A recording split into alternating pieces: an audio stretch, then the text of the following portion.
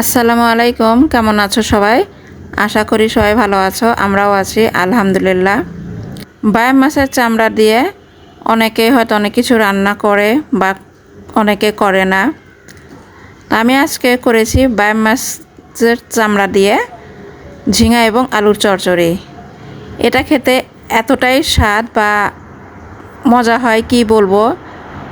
এই রান্নাটা যদি থাকে তাহলে এই রান্নাটা বা এই তরকারিটা যদি থাকে তাহলে আশা করি ভাতের সঙ্গে আর কোনো কিছু প্রয়োজন হবে না।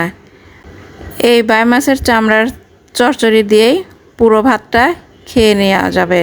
তো চলো দেখে নেওয়া যাক আমি এই বায়াম মাছের চামড়া দিয়ে চচ্চড়িটা কিভাবে করি। চুলায় আমি প্যান বসিয়ে দিয়ে দিলাম এখানে সামান্য পরিমাণ তেল আর পেঁয়াজ কুচিটা দিয়ে আমি হালকা নেড়ে নেব। এটা একদম ব্রাউন কালার করব না, যেহেতু চচ্চড়ি তাই আমি বেশি ভাজবো না। আমি পেঁয়াজটা হালকা ভেজে দিয়ে দিলাম লবণ, হলুদের গুঁড়া, মরিচের গুঁড়া, ধনিয়ার গুঁড়া আর জিরার গুঁড়া। এখানে আমি সব পরিমাণ মতন দিয়েছি। আমি অ্যাকচুয়ালি সব কিছুর পরিমাপটা বলি না বা পরিমাণটা বলি না, কারণ এটা তরকারি, মাছ মাংস বা তরকারির উপরে ডিপেন্ড করে কতটুকু মশলা দিতে হবে।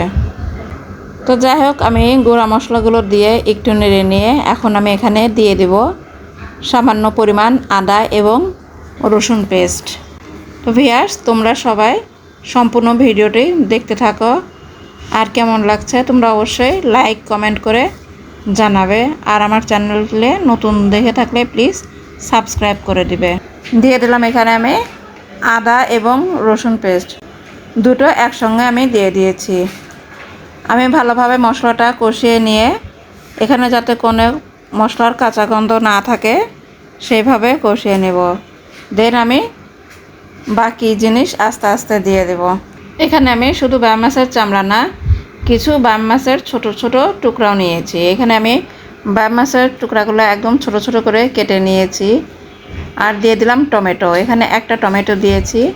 এটা দিয়ে আমি একটু কষিয়ে নেব, 5-6 মিনিট কষিয়ে নিয়ে দেন এখানে আমি দিয়ে দিচ্ছি কেটে নেওয়া ঝিঙা এবং আলু। ঝিঙাটা আমি একটু মোটা করে নিয়েছি, কারণ ঝিঙা রান্না করলে এমনিতেই গলে যায়, তাই আমি ঝিঙাটা একটু মোটা করে কেটে নিয়েছি। আর আলুটা ভাজি আমরা যেভাবে একদম ঝুরি করে থাকি তার থেকে একটু মোটা করেছি, তোমরা দেখে নিশ্চয়ই বুঝতে পারছো। তো আমি এগুলো দিয়ে এখন ভালোভাবে কিছুক্ষণ নেড়ে চেড়ে কষিয়ে নেব। এখন আমি এটাকে ঢেকে দিলাম 7-8 মিনিটের জন্য। ফিরে এলাম কিছুক্ষণ পর। এখন আমি এটাকে ভালোভাবে নেড়ে দিব। তোমরা দেখতেই পাচ্ছ ভিউয়ার্স, ঝিঙা থেকে কিন্তু যথেষ্ট পানি ছেড়েছে। এখন আমি এখানে দিয়ে দিলাম 6-7টা কাঁচামরিচ আর দিলাম বায়াম মাছের চামড়া। এটা দিয়ে আমি ভালোভাবে সবজিগুলোর সঙ্গে নেড়ে মিশিয়ে নেব।